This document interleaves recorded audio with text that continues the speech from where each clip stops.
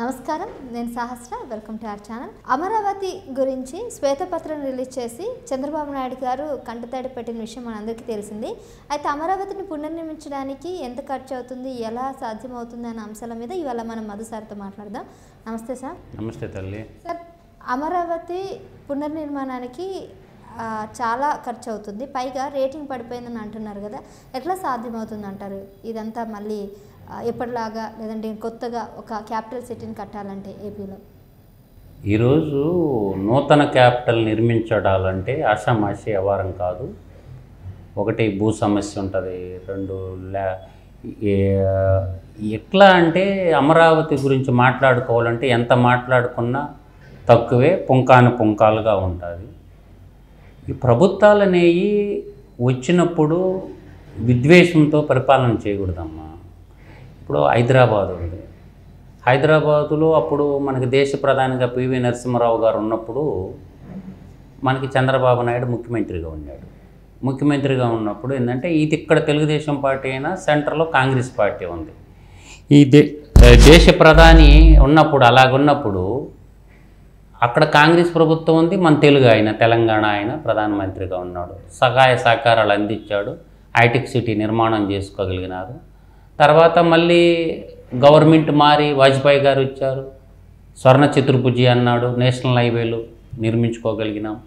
తర్వాత మళ్ళీ ప్రభుత్వం మారింది, మన్మోహన్ సింగ్ వచ్చాడు, రాజశేఖర రెడ్డి ముఖ్యమంత్రి అయ్యాడు. ఆ యొక్క దాన్ని ఇప్పుడు ల్యాండ్ సమీకరణ చేసి పెట్టాడు. ఏది ఇంటర్నేషనల్ ఎయిర్పోర్ట్కి 5,000 ఎకరాలు చంద్రబాబు నాయుడు ఆడ ఎయిర్పోర్ట్ నిర్మాణం చేయడం జరిగింది జిఎంఆర్ వాళ్ళతో. ఔటర్ రింగ్ రోడ్డుకి ల్యాండ్ సమీకరణ చేసి ప్లాన్ చేసి పెట్టాడు. ఔటర్ రింగ్ రోడ్డు కంప్లీట్ చేసుకోవడం జరిగింది. ప్రభుత్వం అంటే ఒక కంటిన్యూటీ ప్రాసెస్. ఆ విధంగా చేయకుండా ఈర్ష్య దేశం పగతో జగన్మోహన్ రెడ్డి తన యొక్క జీవితాన్ని వాడట్ట నాశనం అయిపోయాడు. ఎందుకు వాడు అంతా జైలు పక్షి, వాడు బతుకు దొంగ బతుకు, వాడు బతుకంతా జైలు బతుకు. వాడు ఏం కష్టపడి సంపాదించుకున్నదో దోచుకోవడం దాచుకోవడమే కదా, తెలియదు కదా. అందువల్ల ఏంటంటే ఇప్పుడు మనం చంద్రబాబు నాయుడుతో మొదలు పెట్టుకుంటే ఆ పరంపర చూడండి. అప్పుడు చంద్రబాబు నాయుడు 9 సంవత్సరాలు కొంతకాలం చేయటం, మళ్ళీ రాజశేఖర రెడ్డి 5 సంవత్సరాలు 3 నెలలు చేయటం, తర్వాత రోసీ రావడం, కిరణ్ కుమార్ రెడ్డి రావడం, దాని తర్వాత 10 సంవత్సరాల పాటు కేసీఆర్ గారు ఉండటం, తర్వాత మళ్ళీ అగైన్ రేవంత్ రెడ్డి రావడం. వాళ్ళు కంటిన్యూగా చేసుకొని వచ్చారు. అభివృద్ధిని ఎక్కడా కూడా ఫుల్ స్టాప్ పెట్టాల. ఒకరు చేసింది ఎవరి కోసం చేస్తారమ్మా? ప్రజల కోసం చేస్తారు కదా. అలా అనుకొని చంద్రబాబు నాయుడు గారు ఒక పెద్ద సొట్టి కాబట్టి అందరినీ చంద్రబాబు నాయుడు దగ్గర ఉండే ఒక మంచి గుణం ఏంటంటే ఒక పని చేయాలంటే 10 మందితో సంప్రదిస్తాడు, ఫైనల్గా కంక్లూడింగ్కి వస్తాడు. అందరినీ మెప్పించి ఒప్పించి చేస్తాడే తప్ప ఏకపక్ష నిర్ణయం తీసుకోడు చంద్రబాబు నాయుడు. 10 మందితో మాట్లాడతాడు. కానీ ఈ జగనాసురుడు దగ్గరకు వచ్చేసరికి అంతా వాడే, మొత్తం ఆడే డిసైడ్ చేసుకుంటాడు, పని చేయమని చెప్తాడు అనమాట. ఆడే అపర మేధావి అయినట్టు, అపర ఇంజనీర్ అయినట్టు, ఆర్కిటెక్ట్ ఇంజనీర్ అయినట్టు. అందువల్ల ఏంటంటే ఒక అవకాశం అంటే మానవతా దృక్పథంలో ప్రజలు మోసపోయి ఇచ్చారు. ఏదో చేస్తాళ్లే, అడగతుండదు కదా, రోడ్లు పట్టుకొని తిరగతుండ కదా, శవాలను నమ్ముకొని తిరగతుండ కదా అని చెప్పి ఒక అవకాశం ఇచ్చాడు. ప్రజలు చూశారు, అరే వీడు పరిపాలనకు పనికిరాడా, వీడు దుర్మార్గుడా అని డిసైడ్ చేసుకున్నారు. ప్రజలందరూ కూడా ఒక ప్రాంతం లేదు, ఒక కులం లేదు, ఒక మతం లేదు, చావు దెబ్బ కొట్టినారు. అది జరిగిపోయింది. గతం గతః క్రిస్తో నాస్తి దుర్భిక్షం అన్నారు పెద్దోళ్ళు. నేను అనేది ఏంటంటమ్మా, ఇప్పుడు ఈ మ్యాప్ చూడండి, ప్రజలందరూ చూడండి మ్యాపు. అమరావతి ఎక్కడ ఉంది? సెంటర్లో ఉంది, సెంట్రాయిడ్ ఉంది అమరావతి. ఎక్కడుంది? ఇక్కడ 550 కిలోమీటర్లు. ఏది ఇది చూడండి, 550 కిలోమీటర్ల దూరంలో అమరావతి ఉంది. ఎక్కడ? మడకశిర. తర్వాత ఇక్కడ చూస్తే ఇచ్చాపురం వచ్చేసరికి 590 కిలోమీటర్లు. ఇటు లాస్ట్ కుప్పం చూసుకుంటే 594 కిలోమీటర్లు ఉంది. అందరికీ సమాన దూరంలో ఉంది అమరావతి రాజధాని. ఎగ్జాక్ట్లీ ఉంది కదా. అయితే ఇక్కడ ఇంకేంది, వాటర్ సమస్య ఏమన్నా ఉందా? లేదు కదా అమరావతి నగరానికి. ఎందుకు? గోదావరి నీళ్లు, కృష్ణానది నీళ్లు ఇవన్నీ కలిసి ఏమవుతుంటాయి, అమరావతికి ఉంది కదా. పోనీ ఇంకా అక్కడ ఏమన్నా రైల్ కనెక్టివిటీ తక్కువ ఉందంటే రైల్ కనెక్టివిటీ ఇప్పుడు సౌత్ ఇండియాకి మొత్తం విజయవాడ మీదుగానే పోతాయి. విజయవాడ నుంచి వచ్చేసి మనకి వరంగల్ మీదుగా ఢిల్లీ వెళ్తుంది అనమాట. అది అన్నమాట సెంటర్ లొకేటెడ్ ఉందిగా. అందువల్ల ఏ రకంగా చూసుకున్నా కూడా అక్కడ భూములు ఉన్నాయిగా దాదాపుగా అమ్మ ఇంకోటి చూపిస్తా. ఇది చూడు 17కు సంబంధించిన డిపార్ట్మెంట్కి సంబంధించిన టవర్లు. ఈ 17 టవర్లు నేను ఎక్స్ప్లెయిన్ చేస్తాను. దానికి సంబంధించిన అపార్ట్మెంట్లో ఫస్ట్ది వచ్చి apartment for MLA, MLCs and AICs దాదాపు 700 కోట్లు ఎస్టిమేషన్ ఇస్తే ఫిజికల్ ప్రోగ్రెస్ 80% అయిపోయింది టవర్స్. అర్థమవుతుందా? దాదాపుగా 444 కోట్ల వర్క్ డన్ అయ్యి, అంటే 1900 టోటల్గా చూసుకుంటే అపార్ట్మెంట్ ఫర్ ఎన్జిఓస్ అది దాదాపు 1355 కోట్లు. అపార్ట్మెంట్ ఫర్ జిఓ గవర్నమెంట్ అఫీషియల్స్కి 1, 2 గ్రేడు, బి గ్రేడ్ వాళ్ళకి అందరికి కలిపి అదొక 975 కోట్లు. టోటల్గా అట్లా judicial complex phase 1, judicial complex phase 2, తర్వాత అడ్వకేట్ బ్లాక్, తర్వాత project office phase 1, project office phase 2, తర్వాత ఏబీసీ ఇన్ఫ్రాస్ట్రక్చరు, హైకోర్టు. అంటే 860 కోట్లమ్మా. హైకోర్టు అంటే ఏందో తెలుసా? ఇప్పుడుండే హైకోర్టుని ఏం చేసేవాళ్ళు అంటే తాత్కాలిక హైకోర్టు, అది శాశ్వతమే, కాకపోతే ఏంటంటే గొప్పగా కట్టుకోవాలని దాన్ని రేపు సివిల్ కోర్టుగా మార్చేస్తారు. అసలు హైకోర్టు అద్భుతంగా కడతారు. ఇప్పుడు దాంట్లో వాడుకుంటున్న హైకోర్టుని పేరు తాత్కాలికం, కానీ హైకోర్టు పర్మనెంట్. అర్థమవుతుందా? దాన్ని రేపు సివిల్ కోర్టుగా వాడుకుంటారు. ఇప్పుడున్న దాన్ని పెద్ద హైకోర్టులోకి పోతే మనకి ఐకానిక్ బిల్డింగ్లు కదా ఇవన్నీను.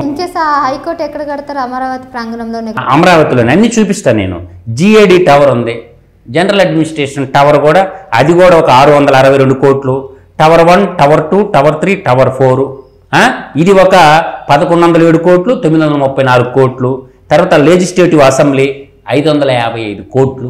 ఇప్పుడు మనకు అసెంబ్లీ నడుస్తుంది కదమ్మా, ఈ అసెంబ్లీ కంటే ఐకానిక్ అసెంబ్లీ ఒకటి, హైకోర్టు ఒకటి, రాష్ట్రానికి GAD building, general administration building, iconic towers అనమాట.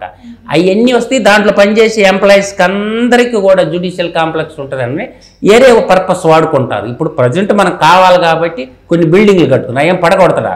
ఇప్పుడు పడగొట్టడం అంటే ఏంటంటే అమ్మా, ఈ దరిద్రుడు పడగొట్టినప్పుడు చూపిస్తాను నేను. ఇదిగో అసలు ఒరిజినాలో ఈ కలర్ ప్రింట్ రాలేదు, నేను ఇవన్నీ బ్లాక్ అండ్ వైట్ తెచ్చాను కాబట్టి మీకు ఈ దరిద్రుడు అఫీషియల్స్తో మీటింగ్ పెట్టుకోవాలని ఒక బిల్డింగ్ కట్టాడు కదమ్మా చంద్రబాబు నాయుడు, దాన్ని దుర్మార్గంగా గుల్చేసాడు కదమ్మా ఏదవా.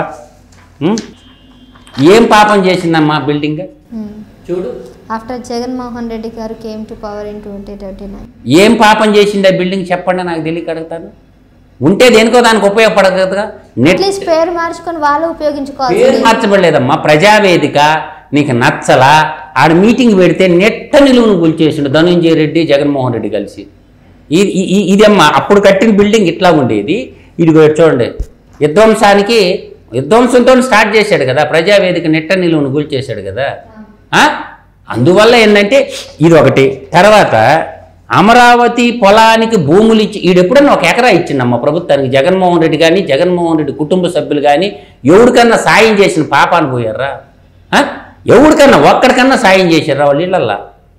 వాళ్ళ బతుకు చెడ ప్రభుత్వ భూములు, అటవీ భూములు దాచుకోవడం తప్ప ఏడన్నా ఒక ట్రస్ట్ పెట్టి 10 మంది పిల్లలను చదివిచ్చారా?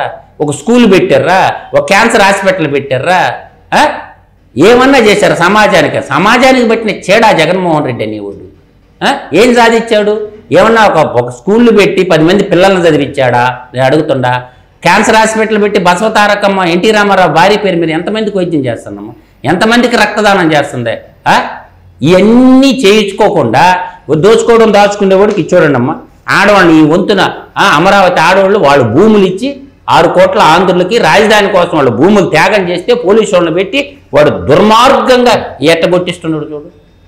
1631 రోజులు ప్రొటెస్ట్ చేశారు. 1, 6, 3, 1 ఎంత అయిందమ్మా? 11 అయింది. కూడుకో వాడికి వచ్చిన సీట్లు 11. కలకంట కన్నీరు వరకు నా ఎంట సిరి ఉండజాలదన్నాడు. ఇప్పుడు ఈ విధంగా చెప్పుకుంటూ పోతే తల్లి, ఈ దరిద్రుడు చివరికి ఏం చేశాడంటే ఇవాళ డబ్బులు తెచ్చుకునే పరిస్థితి కూడా లేదమ్మా. బ్యాంకుల్లో లోన్ రావాలంటే సక్రంగా గడితేస్తారా, వక్రంగా గడితేస్తారా? అంటే వాడు బ్యాంక్ రాబరు, వాడు ఎప్పుడు కట్టిండే బ్యాంకుకి డబ్బులా? బ్యాంక్ రాబరు దోపిడీదారుడికి బ్యాంక్ ఇలువేం తెలుసుంటే చూడు యాక్టివేటింగ్ రేటింగ్. ఈ రేటింగ్ అప్పుడు ఎంత ఉంది? 2018 ఏ గ్రేడ్ ఉన్నది, ఏ గ్రేడ్ ఉన్నది 2018లో. తర్వాత మీకు చూడండి బ్రిక్ వర్క్ రేటింగు ఎట్టుంది? ఏ గ్రేడ్లోనే ఉన్నది. Chandrababu Naidu period crystal rating A+ grade ఉంది. ఈ మగోడు వస్తే ఇప్పుడు ఆర్క్యూట్ రేటింగ్ C గ్రేడ్లోకి వెళ్ళిపోయినాం మనం. అంటే మన మీద నమ్మకం ఎట్టుంటుంది? అంతర్జాతీయ సంస్థలకి నమ్మకం కోల్పోతే ఎలా ఉంటుంది?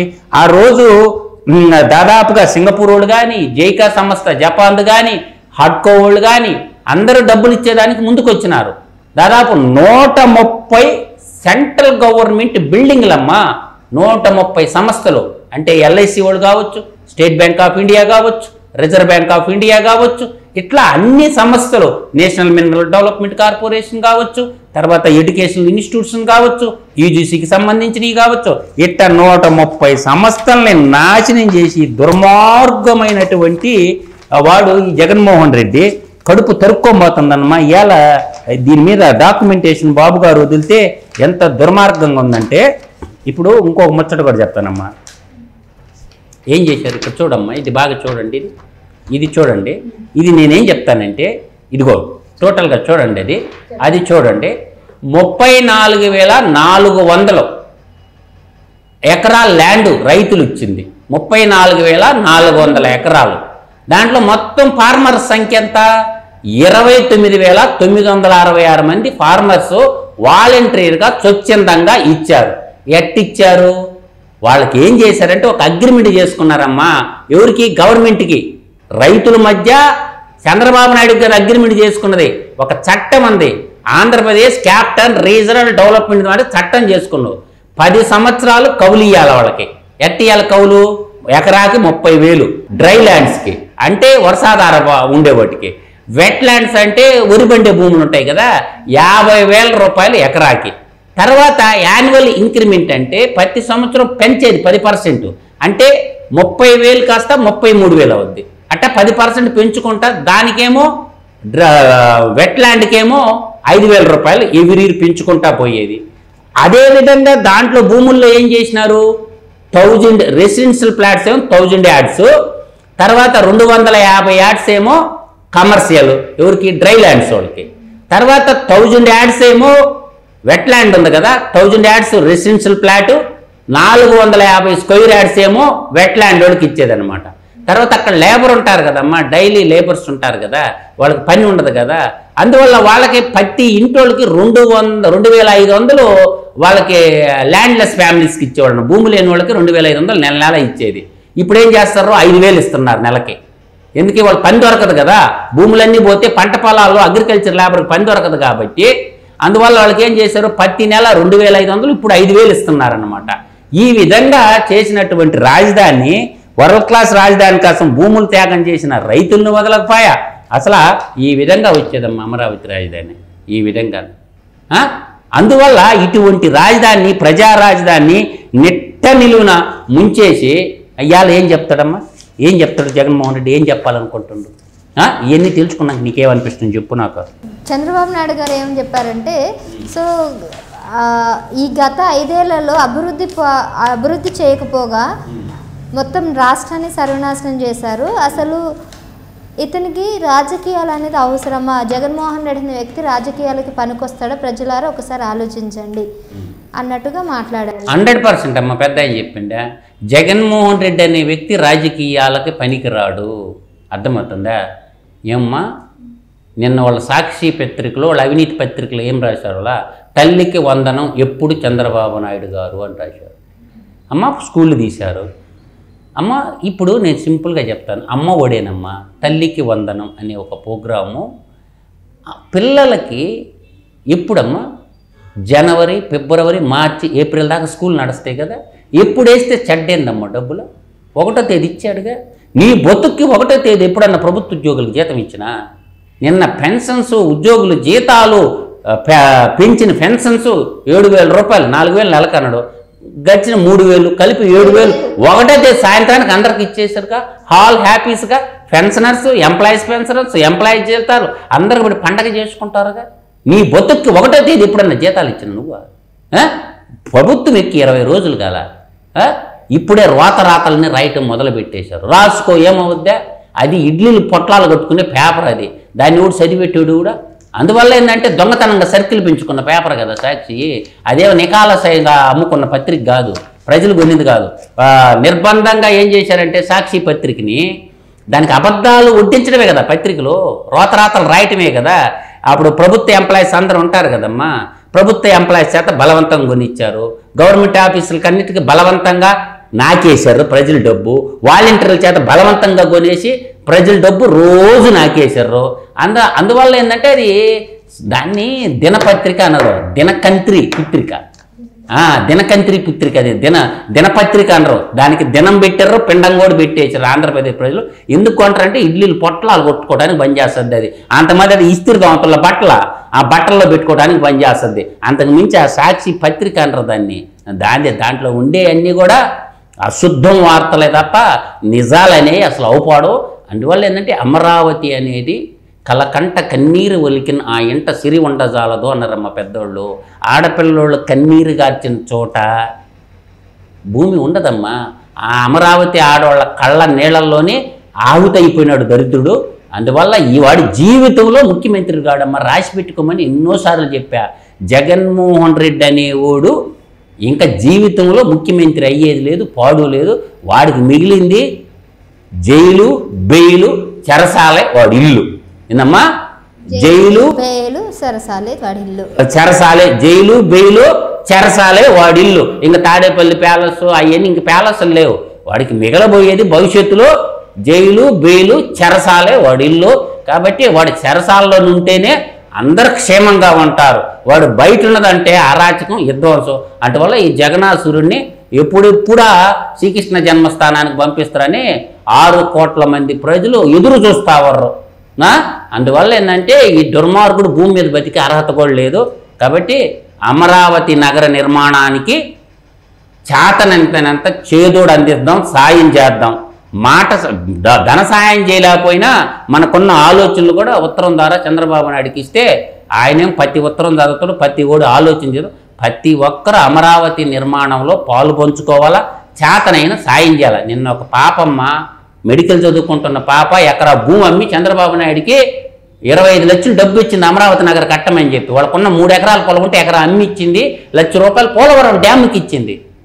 పట్టకపోతామా? ఈ భూమండలం నుంచి బూడిది కూడా పట్టుకోబాం, అంతా నీళ్ళల్లో కలిసిపోయేది. అందువల్ల కొంతకాలం ఉంటాం, చచ్చిపోతాం, పట్టకపోయేది లేదు. ఏ ప్యాలెస్ నీ ఎమ్మిడి రాదు. నీ ఎమ్మిడి 4 మోసేవాళ్ళు కావాలా, ఆ 4 మోసేవాళ్ళు కూడా లేడు వారికి. అందువల్ల ఏంటంటే 10 మంది చేత షబాష్ అనిపించుకోవాలి కానీ ఛీ ఛీ అనిపించుకోకూడదు. మనిషి అన్నవాడు 10 మంది చేత షబాష్ అనిపించుకోవాలి కానీ ఛీ ఛీ అనిపించుకోకూడదు.